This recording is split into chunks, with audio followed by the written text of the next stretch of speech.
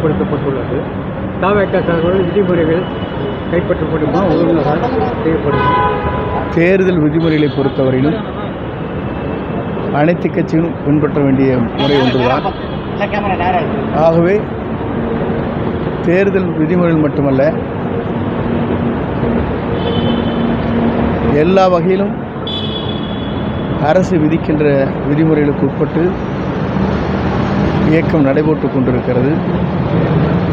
குறிப்பாக தமிழக வெற்றிக் கழகத்துடைய தலைவர் அவரை பொறுத்தவரையிலும் விதிமுறைக்கு உட்பட்டு எல்லா பணிகளும் நாம் நிறைவேற்றி வருகிறோம். அவருடைய பொதுக்கூட்டத்தை பார்க்கின்ற போது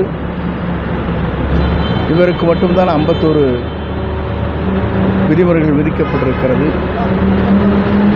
தேர்தல் களத்திலே மற்றவர்கள் இந்த விதிமுறைகளை பின்பற்றுகிறார்களா என்பதுதான் மக்கள் கேள்வியாக இருக்கிறது. பாஜக நெருக்கடி குறித்து அரைக்கத்தான் சொல்கிறாங்க.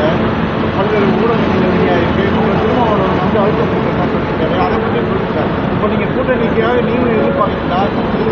என்டிஏ கூட்டணியில் இடம் பெறணும்னால வாய்ப்பு இருக்கா?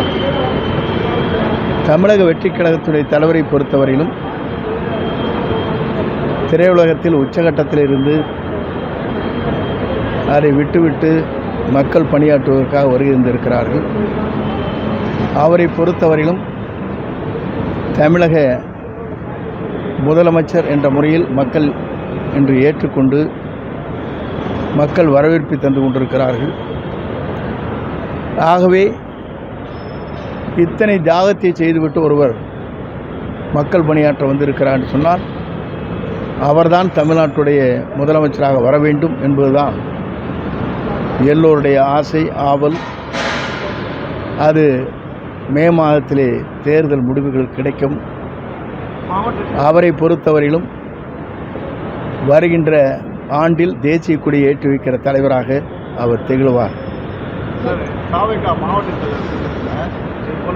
கூட்டணி போலான்னு தீர்மானமாக பெரும்பான்மையான சொல்லியிருக்காங்க. இல்லை, பெரும்பான்மையோடைய கருத்துக்கள் கேட்பது வேறு, கூட்டணி என்பது வேறு. ஒவ்வொரு கட்சி இயக்கத்தை சார்ந்தவரும் தங்களுடைய உணர்வுகளை பிரதிபலிக்கிறார்கள். முடிவை செய்ய வேண்டியது தலைவர். கொள்கை எதிரி அரசியல் எதிரி வெவ்வேறு இல்லை அப்படின்ற மாதிரி சில சமூக வலைதளங்கள் எல்லாம் கருத்து இல்லை, சமூக வலைத்தளங்களில் வருகின்ற ஒவ்வொரு கருத்துக்கும் நாம் பதில் சொல்ல இயலாது. ஒவ்வொரு ஊடகங்களும் ஒவ்வொரு இயக்கத்திலே பின்னி பிணைந்து கொண்டிருக்கிறார்கள். ஆகவே அவருடைய கருத்துக்கள் ஒவ்வொருவரும் மாற்று கருத்துக்கள் இருக்கிறது. எங்களை பொறுத்தவரை தெளிவாக அவர்தான் தமிழ்நாட்டுடைய முதலமைச்சராக வர வேண்டும் என்பதுதான் எல்லோருடைய ஆசை. முதலமைச்சர் வாய்ப்பு கொடுத்தா தான் கூட்டணின்னு சொல்றீங்க. முதலமைச்சராக வர வேண்டும் என்று சொன்னாலே புரிந்து கொள்வீர்கள்.